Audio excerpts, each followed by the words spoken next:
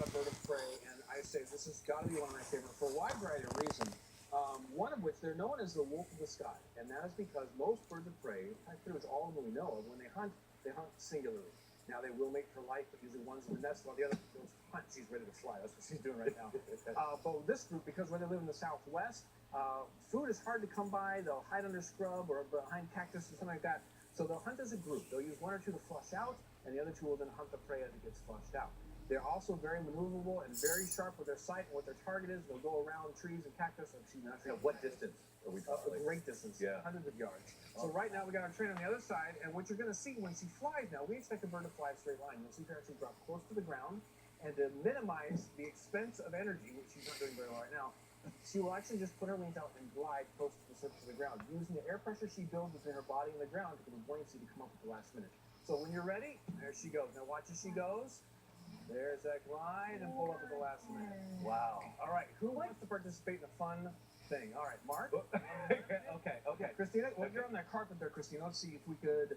What do you want me to do? Okay, I could do it. you guys, well, we can do it right there. We'll have you guys stay right where you are. Kevin, have you back up just a bit. Put your arms in a big giant C like this for me. Mark, come right in and match that C, okay? Like connecting or make just... a big hoop. Come on in, make a big together? hoop. All right, are you guys ready for this? How did you get me into this? All right, Tika, when you're ready. Here she comes. How was that? Okay. All right. Fantastic. We're gonna need a dry cleaning bill.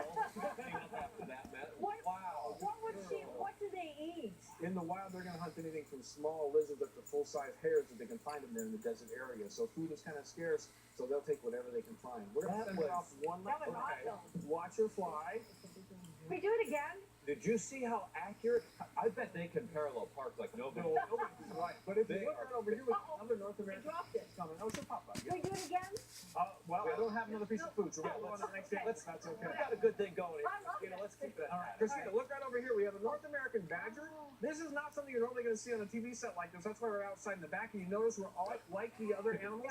We're constantly keeping it busy. North American badgers are known for taking down, or holding their ground, I should say, with grizzly bears, with wolves. They're very aggressive. They're all muscle. They're great burrows. You see there on the stump now the claws, the way they're designed, they come out from the foot and they hook down.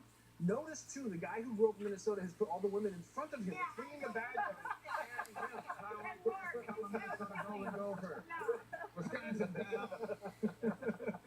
But these guys are great at doing what they're supposed to do. That's being a subterrestrial animal that digs underground, lives its life there in the prairie and throughout the Midwest. They're very resourceful, and they also are the type of animal that eat just about anything they can catch. Snakes, lizards, small mammals, bird eggs if they can find them for the grouse on the ground, and everything in between. And if they need to, also use some fruits and vegetables if they find them.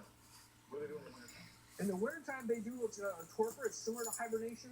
Not a full deep hibernation like a bear will do, but they'll spend time sort of a deep sleep, slower heart rate in their burrows where they're nice and safe. What do golden gophers do in the wintertime?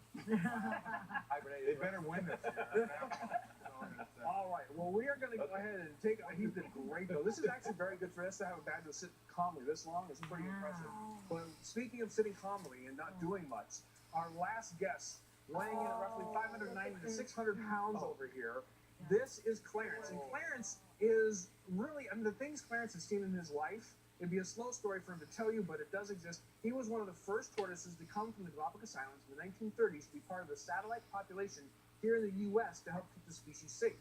It was believed back in that time that there's possibility, should there be some sort of large volcanic activity, the islands could be wiped out, we'd lose them altogether. So scientists moved different populations, some to Australia, some to North America, and a few other locations, and Clarence is one of those first that came to us, I should say, in the 1930s.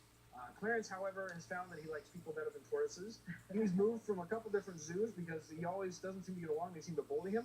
So now he lives with this group of people you see here, where we have with us part of our team today is Moore Park College, just outside of Los Angeles in the Ventura County area. Moore Park College is an opportunity for people to learn how to do the job I do as a zookeeper and as a conservationist. So that's How do you transport him? with a lot of people. I don't know if you saw, we have a very large truck and 12 people to work with him. And he's trained to follow, so he'll follow them to the back of the truck with a lift gate, and he gets lifted up there and travels. And how old did you say he was? We know he is about 94 years old because we know when he first got to the United States and how long he's been here. That said, there's no direct record saying how old he was when he got here. And do we know how old he could live? These animals can easily live into their 100, 150,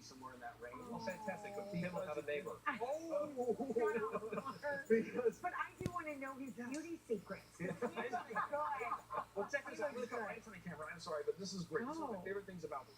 Adorable. You know, you went to the Glops too. Did you I ever get went up to close? yes, I did. Absolutely. So, Yeah, I went to the Galapagos Islands. So what they'll do, he's hiding his head because I moved too fast. I'm sorry, Clarence, I moved too fast. Oh. But what they do is called the finch response. So essentially, in the wild, they rely on finch to take care of insects and bugs that are a pest to them. So the finch will come and start picking at them. They'll usually stretch their neck out and get up on their tiptoes to help expose all the skin on their body, which is just the back feet, front feet, and then the head and neck area. And the finch will take the ticks off. So in the zoo environment, we can usually start doing a little massage and he'll stick his head out. But I think I might have scooped him because I moved too quickly. Moving a little bit there.